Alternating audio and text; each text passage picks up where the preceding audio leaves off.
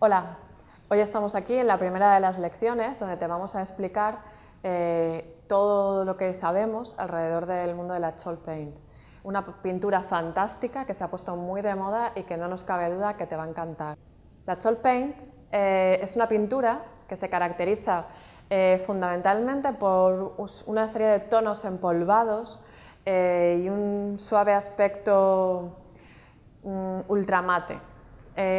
Algo parecido a la tiza, por eso en muchas ocasiones encontrarás que están hablando de ella como pintura con aspecto a tiza o pintura de tiza. Nada más lejos de la realidad, porque en realidad la Chalk Paint no lleva tiza. Y esta es otra de las grandes dudas y la cantidad de barbaridades que hemos ido encontrando por la red.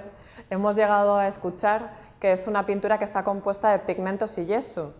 Esto sería imposible, porque cualquier pintura necesita un aglutinante, es decir, un medio que hace que la pintura se convierta en pintura, que esos pigmentos se queden todos pegaditos junto con agua o junto con algún material más denso, más oleico, con eso conforman la pintura. En el caso de la Chalk Paint, bueno, pues el aglutinante son resinas naturales. Esas resinas naturales las juntan con pigmentos en una alta proporción y eso es lo que le da esa densidad y ese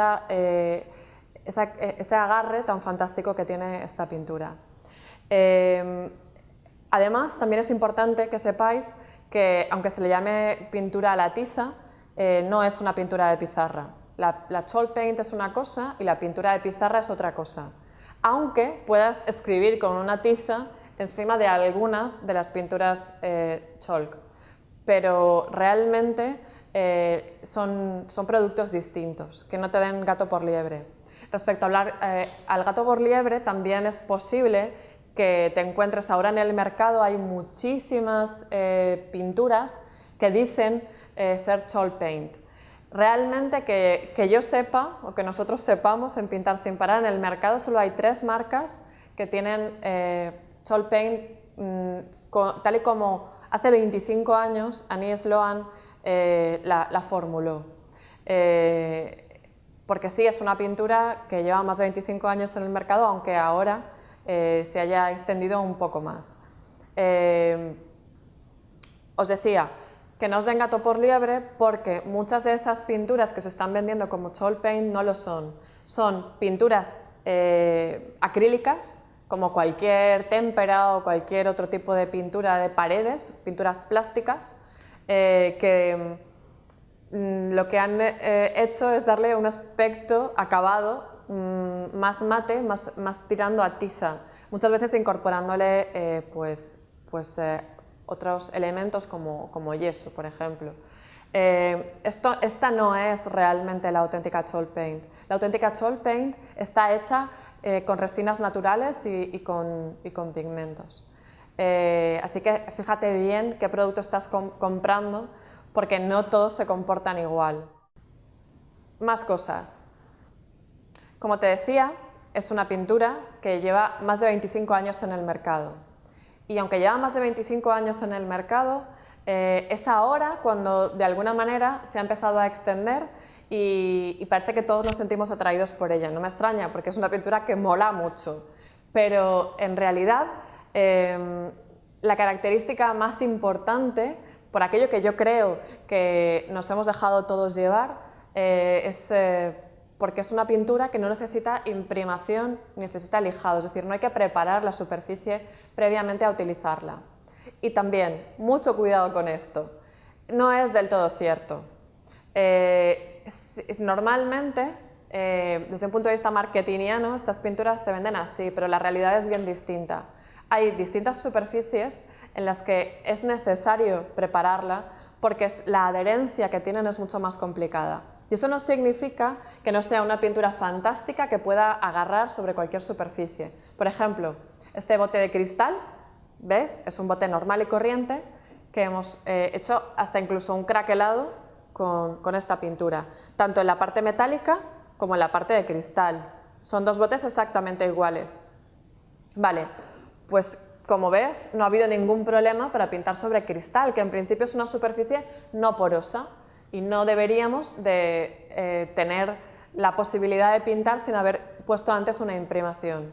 Pero aún así, como cualquier pintura, si antes ponemos una imprimación sobre cristal, evidentemente la pintura va a agarrarse muchísimo mejor y con muchas más garantías. Esto ocurre especialmente cuando pintamos algunos muebles. Os vais a encontrar que, sobre todo si queréis utilizar esta pintura, ya no tanto para pequeños objetos decorativos, sino para pintar piezas grandes de muebles que de alguna manera queréis recuperar, pues os vais a encontrar a veces con dificultades, sobre todo dependiendo del uso que le vayáis a dar a la pieza.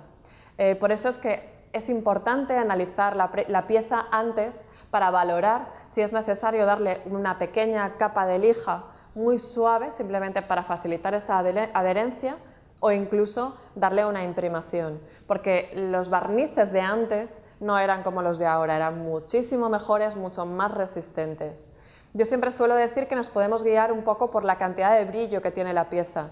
Si vas a tratar una mesita antigua, sería bueno que de alguna manera valoraras cuál es el grado de brillo que tiene esa mesita.